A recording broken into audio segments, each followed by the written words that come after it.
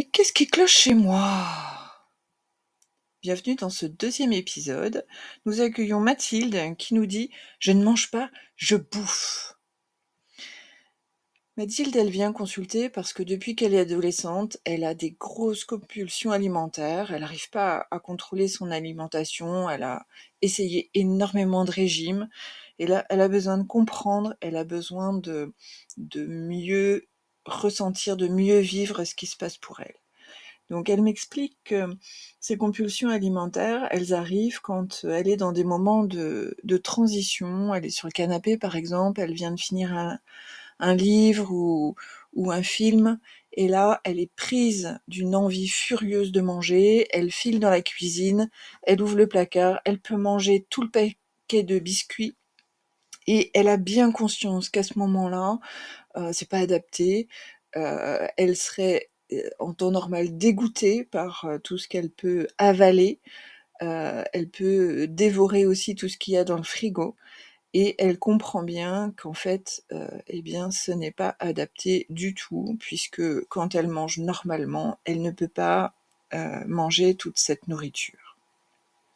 Alors, qu'est-ce qui se passe pour, Mathilde et pour la grande majorité d'entre nous? Eh bien, il y a une des petites qu'elle était qui est aux commandes. Qu'est-ce que ça veut dire? Ça veut dire qu'elle n'est pas en mode adulte quand, il y a cette, compulsion alimentaire qui arrive. C'est-à-dire qu'il y a un schéma ancien qui vient pirater, son cerveau adulte, parce qu'il y a une situation qui résonne avec ce qu'elle a pu vivre quand elle était enfant. Alors, je vais vous expliquer ce qui peut se jouer, symboliquement, bien sûr. Symboliquement, on peut imaginer que, notre cerveau, c'est comme un tableau électrique où, viennent se connecter des connexions, émotionnelles, des connexions physiques, des connexions psychiques avec, besoin de manger, besoin d'amour, besoin de rêver, de bouger, de communiquer, de dormir, et cetera. Et idéalement, toutes ces connexions, quand elles sont bien sur un mode adulte, elles font, déclencher pour notre cerveau des comportements adaptés. Avec, Mathilde, on va décrypter en fait ce qui se joue et quelle est, cette petite qui vient, pirater son cerveau. Elle raconte qu'à l'adolescence, eh bien, quand ça a commencé, ses compulsions alimentaires, c'est parce qu'en fait, elle a vécu des gros soucis au niveau des apprentissages et aussi, du harcèlement scolaire. Et là, clairement, l'adolescente qu'elle était, dans tous ces moments de transition, tous ces moments de vide, elle ressurgit et elle renvoie finalement à Mathilde cette sensation d'insécurité, cette sensation de peur, d'inconfort, qui génère à ce moment-là un fort besoin, de manger. On est à on est remonté un petit peu plus loin dans son histoire, et là, elle décrit aussi dans sa petite enfance, quand elle avait 3 ans, sa mère a dû s'absenter de façon très brutale parce qu'elle venait d'apprendre, le décès de sa propre mère.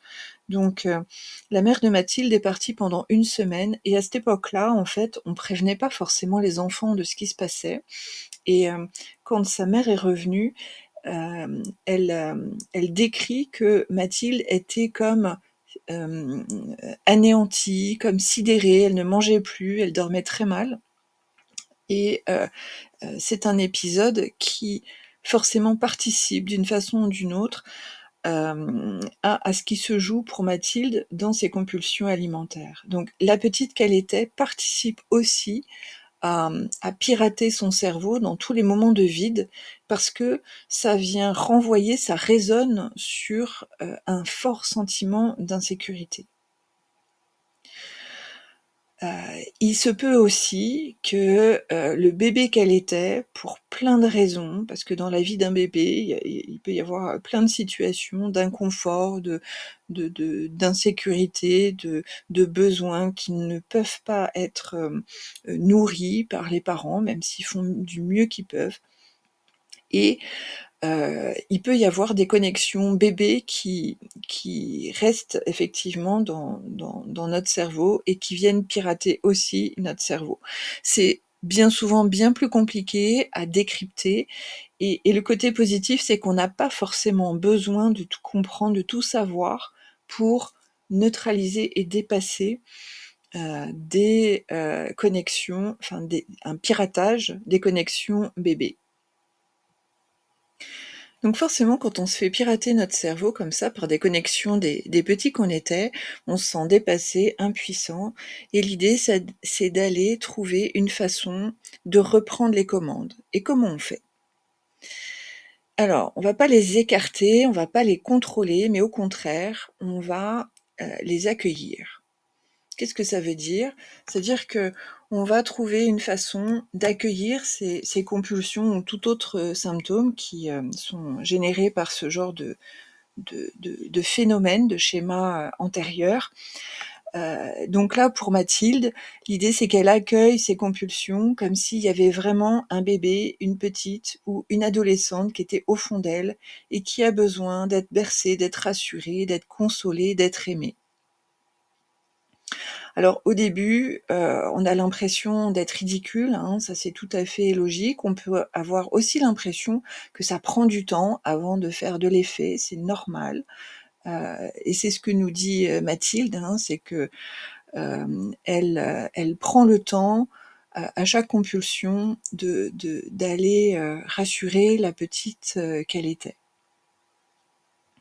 Au fur et à mesure, Mathilde nous dit que les compulsions sont un petit peu moins fortes, même si ça va pas assez vite pour elle, mais elle sent bien qu'au fur et à mesure, elle arrive à accueillir ses sensations, pour, se rassurer, pour, neutraliser toutes ces compulsions alimentaires.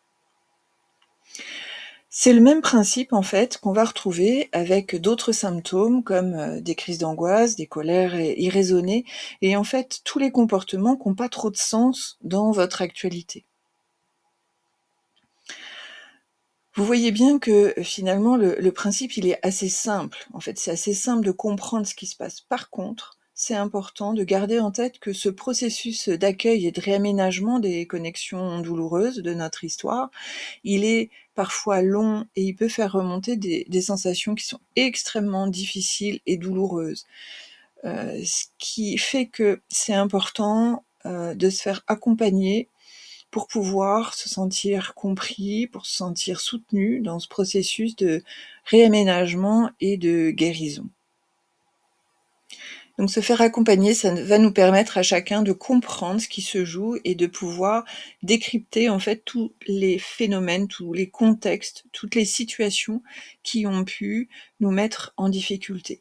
Mais vous avez bien compris à travers, ce processus que c'est indispensable dans le quotidien d'accueillir tous ces mouvements, tous ces symptômes pour bien les accueillir en mode adulte. Parce que sinon, eh bien, le fait de comprendre, ça ne suffit pas. Bien, alors, ça vous parle? Ça vous parle tous ces phénomènes, tous ces comportements? Eh bien écoutez, je vous invite à imaginer en fait, ces petits, ces petites que vous étiez, d'imaginer comment elles viennent ou ils viennent pirater votre cerveau. Ça va vous permettre d'éclairer finalement les symptômes, d'éclairer votre vie et au fur et à mesure de vous libérer pour rayonner. Eh bien, à bientôt sur un prochain épisode. À bientôt sur Psymagine Réseau. Bye bye!